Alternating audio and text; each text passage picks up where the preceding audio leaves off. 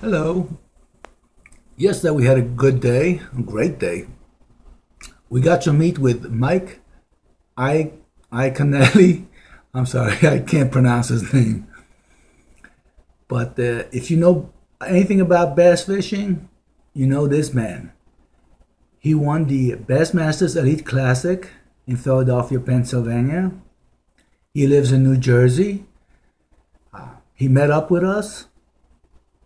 I don't know, we spent quite a bit of time with him. We asked all kinds of questions. He answered everything. He had a beer with us. I felt like he was one of the guys from our club. We met up with his wife and his children. It was a great experience. So let me show you all about it. As soon as you see him, you'll know who he is.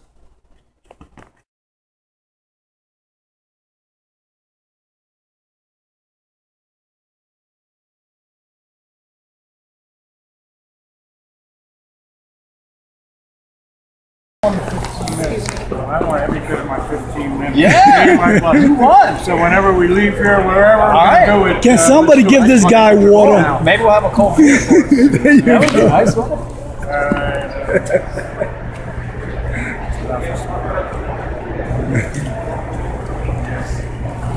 it? You are amazing. I'm taking videos. I'm not taking videos. I'm shooting videos. He's amazing. No water. He's all this talking with no water. Yes. They can't give you 99 cents. They can. That's what I said. Hopefully they'll have a beer for us. You're amazing. How are you? Absolutely. They came down to see you over there. Yeah, when you won. that was the best day of our lives. We had a fall tournament. It's amazing.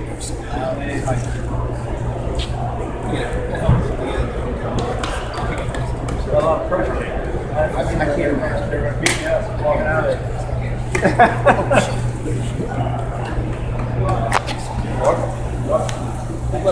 Thank you very much.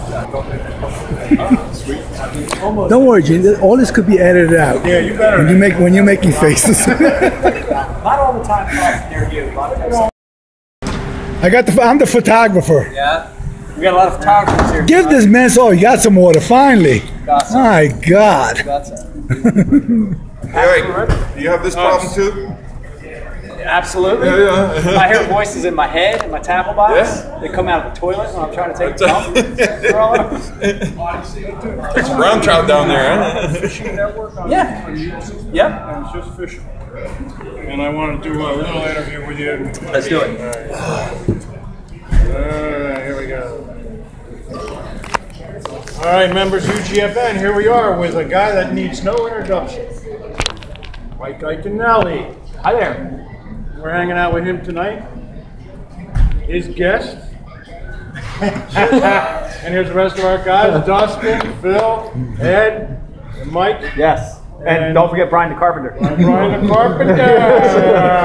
Brian the Carpenter. I like your work. One thing I wanted to ask you was, do you use braid a lot on all your reels? Great question. No, I don't. I actually use, so here's the answer. I use 3 different line types. I use braid, monofilament, fluorocarbon. But of the 3, I use fluorocarbon the most. I use fluorocarbon probably about 70% of the time. Then the other 30% is braid or mono. So, you know, honestly, braid for me, I use in super heavy cover. I use when I have to make super long casts or I'm fishing super deep water to get rid of the stretch. But fluorocarbon is the deal. Fluorocarbon is the deal because it's dense, it sinks, and that gives the bait better action. Now, when you're using the braid, are you using like a 10-12? On a casting rod, I'm using 40 to 65 on a bait caster. On a spinning rod, I'm usually using 10 to 20 pound on a spinning rod. And a lot of times when I use on a spinning rod, I'll use it to a fluorocarbon leader. And I'll either do that with a line-to-line knot or a small balance. Right.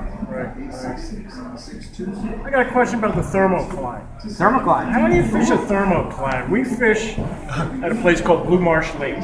Marsh Creek. Okay. Marsh Creek, I'm sorry. Yeah. I fish Blue Marsh Lake. And that has a thermocline. It does. A pretty predominant thermocline. Yep. Any pointers on fishing that? Yeah, got a couple. So, thermocline, a lot of people want to know how you can find it. A lot of times, most of the time, you're going to see it in the summer into the fall, early fall. Good way to find the thermocline is by turning the gain all the way up in your sonar. Sonars, especially now, they're all so good. So you turn your gain all the way up, and when you start idling, the thermocline is actually going to look like a fuzzy band in the water column. So then you identify the level where that thermocline's at. So let's say you're in 20 foot of water and your thermocline's at 12 feet down. My rule of thumb is I always like to fish just above the level of the thermocline. So if your thermocline's at 12 feet down, I pick a bait that's going to run about 10 foot just above the thermocline, because the fish and the bait usually like to get right above that next line. So that's a real good rule of thumb for fishing thermocline. Something I've always wondered about, because I've always fished below the thermocline. Yep. Hasn't been too productive. Super tough to catch them when that water's mixing. Yeah. You guys got some questions. Shoot, we got it. All right, well, this lake, we all fish at the same lake pretty much all year round. Great, they spawn. Once the fish spawn, they're gone. Can't find them. Maybe you'll pick one or a hill live line perch from mustard. Yeah. That's who'll catch them on the bottom. Yeah. I chase them all summer long. There's no. What top 3 baits would you choose to pattern these tough summertime? Yeah, that sounds tough. And I've had a lot of situations where exactly what you described. It reminds me of a lot of places I'm thinking of. Santee is one of them. Santee Cooper in South Carolina. They show up, and when they're spawning, boy, you can catch them anywhere. But once they get post, it's like you lose them. And what I think's happened is I think a lot of those fish in those lakes go out, suspend, and live deep, and that's a super tough fish to catch. So here's a couple things. The one is to look for isolated cover in deeper water. That's one thing I always try to do. And I think you can do that with electronics. Lake like Santee, again, that same example. Or structure, cover, we can relate to humps and trees. A little bit of both, but especially cover. A fish that suspends and roams out there, is looking for a stopping point. And a piece of cover, a lot of times, can be that stopping point. So a tree, an isolated bush, a rock, anything that's a stopping point. That would be one tip. The other tip would be to catch those suspended fish. A lot of times I think guys are fishing above them or below them. Yeah. A lot of times we think deep water, you've got to be fishing on the bottom, and you think a lure on top. But I like to actually fish a lure that'll fish in the water column. So crankbait, suspending jerkbait, a swim bait, slow roll is a great bait, rattle trap's a great bait. It's a couple of things. Like he was saying with the thermocline, we can look on our graphs and we can see the line. Yep. And the fish, they just shut down. And it's so frustrating because we know they're there. We can catch them with all sorts of swim baits on bottom bouncers. Yeah. Everything. It's just kicking my head. Yeah. It sounds like a difficult fishery. It gets a lot of pressure because, as you know, in the Philly area, there's not a lot of lakes. Have you tried to stroll? Have you tried to stroll a crankbait out there? Yeah. Stroll. And so it's a technique that you can take a deep diving plug, like let's say like a 6XD or a Rapala, a DT20, big bill crankbait, and you make the longest cast you can make. So like I said, get out where the deeper waters that where this perch, make your super long cast, and then just get on, dumb your spool, get on the troll motor, and go that way, and let all the line out of the reel, literally. Let 200 yards of line out, and then bring that crankbait back. And when you have that much line out, you can get those crankbaits to dive 30, 40 feet deep. Yeah, so we all fish on a kayak. Yeah. So you can do it on a kayak. Yeah, definitely. I've let the line out. Yeah. I've done that before to get them to give me extra. And the reason I said that is I've had perch lakes like you're talking about, where they eat those white and yellow perch and they get way off the bank. When I've caught them strolling with a big plug. So this lake's really long. Yep. That's the biggest run is the depth run is north to south. So that's and especially if you're not in a tournament situation, it's a good way to try to catch it. So filming a new show called Going Ike, and it's pretty much the exact same premise, but not just restricted to cities. But it's the same concept. We're going to go to places. We've got a challenge. We have a limited amount of time to catch them. We're going to try to make that. I've got the challenge for you. Come to Marsh Creek in the summertime. That's the lake. We got to figure out these damn deep fish. I'll be right there. But our time limit, we're going to give ourselves 2 weeks to figure it out. Okay. Because you're doing it for 3 years again. Your show was realistic. Come over here. So come here. Oh, who's that? Here's the real- Oh, they recognize you. They know you. They must know you from TV. Here's the real key to fishing. Look, we could talk fishing all day, but the only way to grow the sport of fishing is to get kids involved in the sport. Get these kids involved. Say, yeah! Say, yeah! Say, go! Hi. Say, I like big fishies. Yeah. Nothing. Yeah. Okay. I'm a plastics. You know that guy?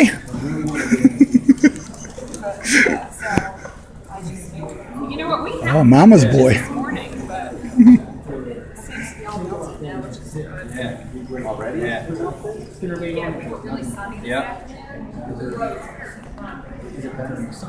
Yeah. All right. So I'll give them both to you. So spinnerbait is an amazing lure because you can cover so much water.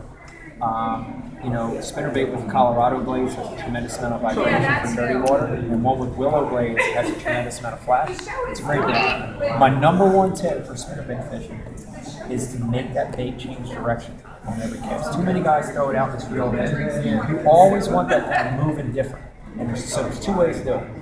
So obviously hitting the cover with the spinnerbait will make it change direction. But the other thing is if I'm fishing a spinnerbait, there's nothing to hit, no objects to hit, I jerk my spinnerbait a lot. I snap a lot. Because you want that bait constantly changing. Right, puffs the skirt, blades flash. That's the trigger for the bites. The jig, man, a jig, you know, compared to plastics you will catch more fish every day of the week. Give me a Senko, give me a finesse worm, way more bites. Tell them what color, Ike. What color plastic? Hey, give me a June bug and green pumpkin, and I've got everything I need. Black. Straight black's a good one. That's only straight black's a good one. I didn't want to give that secret Yes, away. it's black. But a jig catches big ones. That's what I love about it. You know, the key to jig fishing for me is the fall, and a lot of people don't realize. I'm going to give you a number. 65% of my bites on the jig happen in the fall. It's the most critical and one of the things you have to it took me a long time to figure out was you want that jig always falling on a semi-slack, controlled slack line. Did you say hi to you? And the reason is, you want it falling straight down, you want it falling right next to the cover. But when it falls on a semi-slack line, well, thanks for giving them up. You don't feel the bite. A lot of times you just see something like line tips. I like him out of the house. Slows That's the part that's key is and I'm going to talk about this some other seminar, but when I drag a jig, I drag a jig a lot. I feel with the bait. And I'm actually using the bait to Vegas. Did you see it's on the bottom to feel around? And when I feel something, bump something different, so I'll drag, feel nothing. All of a sudden, feel something, that's when I let it sit and I just start to up with that shake. Because now you know you found a boulder or a piece of chunk rock or a stick or something that's on the bottom. That's where the fish is going to be. And then The desert to something. the desert to something change. They're always around change. And then when I hit that, that's when I'll slow down that jig and I'll just start shaking it more and letting that skirt up. It's a great bait for big fish.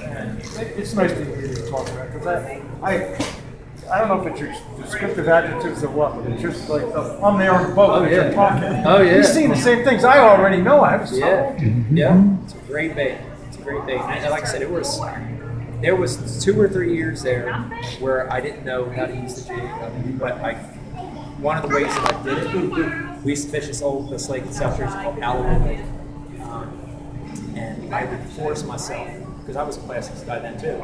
All I brought out was jigs, and I just forced. And it wasn't until I started to learn that most of the bites aren't even bites. You just kind of, it's just something weird going on. And I just started jacking it. And I look stupid more times than I'm actually, not getting a bite. But then you start to get a feeling for what you need to do. Yeah. So Stella got a time out at school today. Yeah. See, I've always been the guy that spends more money on music, but now I'm starting to get better. Yeah. Yeah. And the technology is so good nowadays.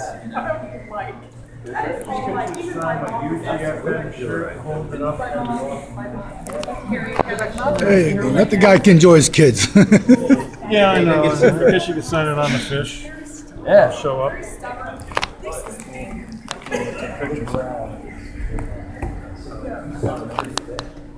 Ed, you taking pictures? No. Dude, I've got one. I love it. That's all But you had level. Yeah, that's what I was trying to explain to people. Like, it's a completely different feeling. When you get out there and you're sitting 6 inches above the surface of the water. Yeah, absolutely. Oh, that's one of those new rods. That's still a prototype. That is one of them. You recognize the purple. So what did you say, Ike? You're gonna do a kayak fishing show? Yeah, we're Or gonna you are? do, so Okay. we do 2 a month. We do a live podcast called Okay. Like Live, and Okay, I'll get on that. we have You know the different, side. Okay. different topics for each one. Okay. Like this one, we're doing one this coming Monday. It's the post classic special, so we have the Casey actually won the tournament on. And, but in July, we're gonna do a kayak special. It'll be like 3-4 hours of talking about kayak fishing, and we'll have some kayak pros on the show. It's getting used. Yeah. Oh yeah. We're already trying to. Oh yeah. Hey, you guys want to spend money? Sure. We're going to mark that. Oh yeah, I saw it. Yeah. So it breaks at the classic. Oh my god. I think they were offering 25,000 next year, 2016. Oh, for the KBF. Yeah.